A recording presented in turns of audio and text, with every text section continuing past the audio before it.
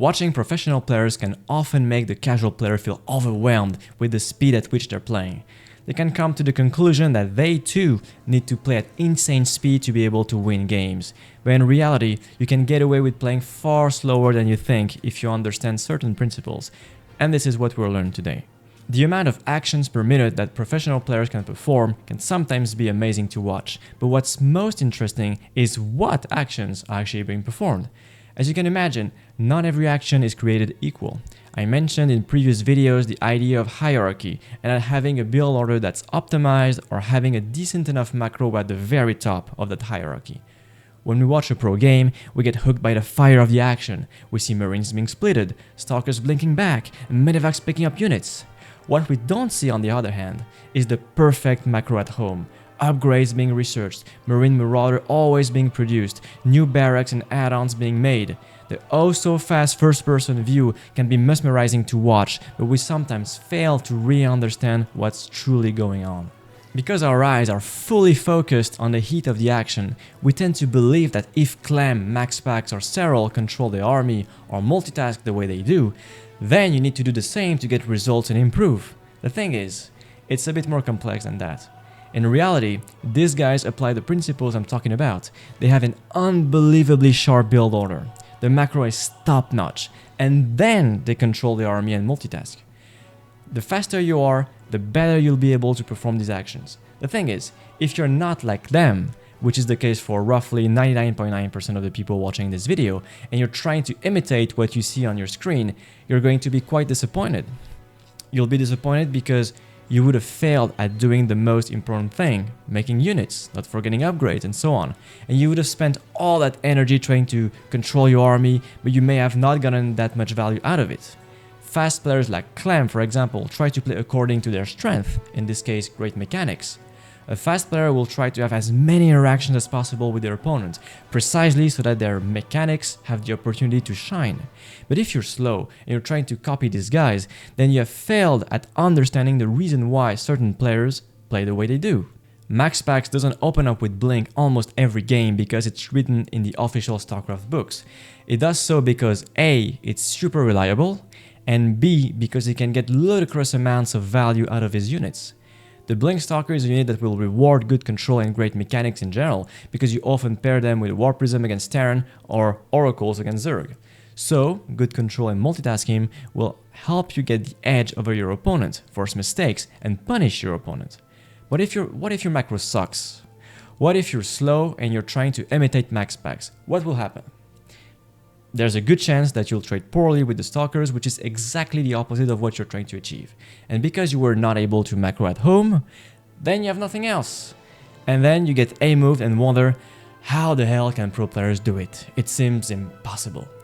So instead of trying to perform more actions, first ask yourself what actions are the most valuable and focus on them.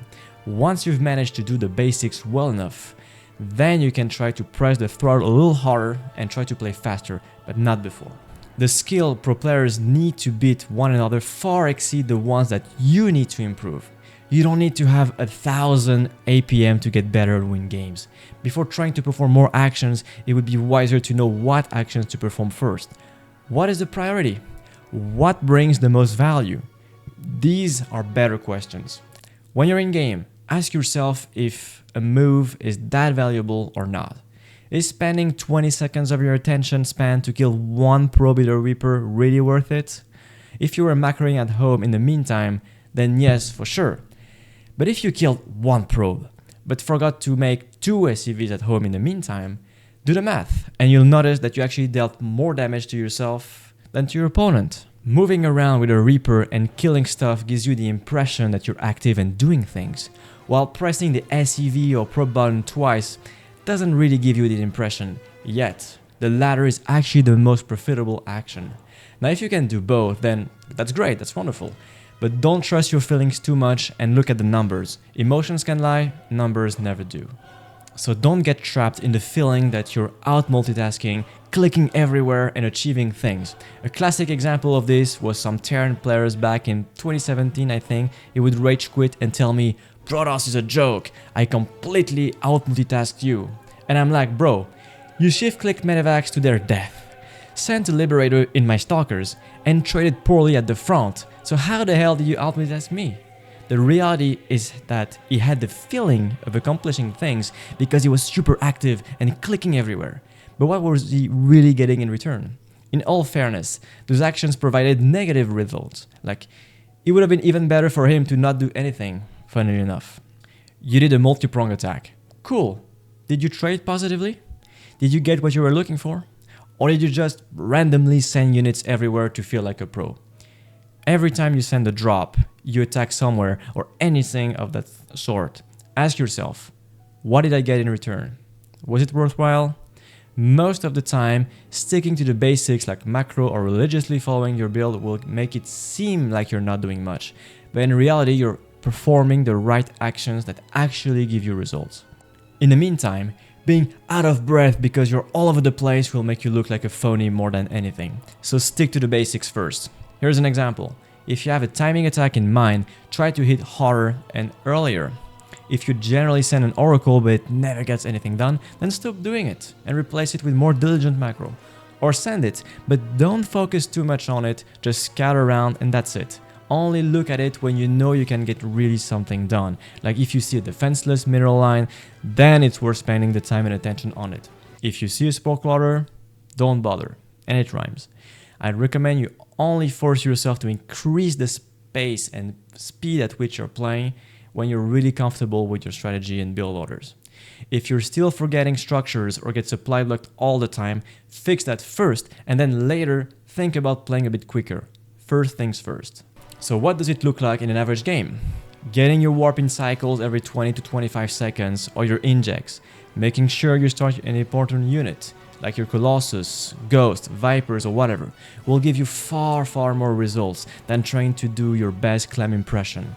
It is not so much the feeling of doing a lot that matters, but what you get in return out of the actions that you take that does.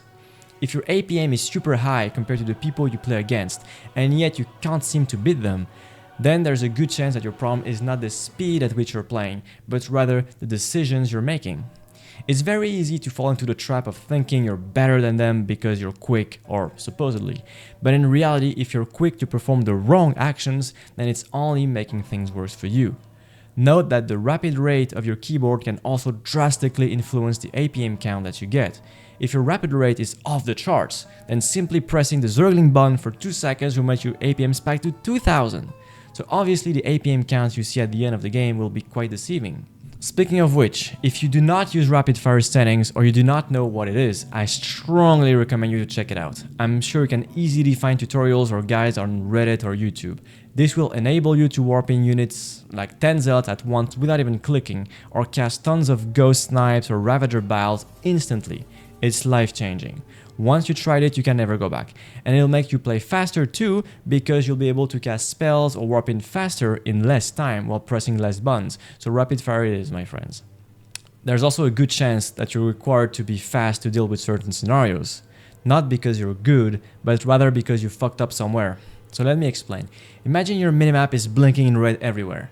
Army in the front, run by, drop in the main, you're overwhelmed. Then you split units everywhere, warp in an emergency, and somewhat defend on every front. You were fast, cool. But had you just pre-splitted your army properly, all that mess never would have occurred to begin with. Had you placed observers, overlords, and spotters on the map to see all of that coming, you never would have needed to overreact like that. So a slower player could perform better than a faster one if they understand how to position their units and how to properly use hotkeys. F2ing can be quite dramatic in the case of multitasking. But hey, Hero is a F2 madman, so what do I know?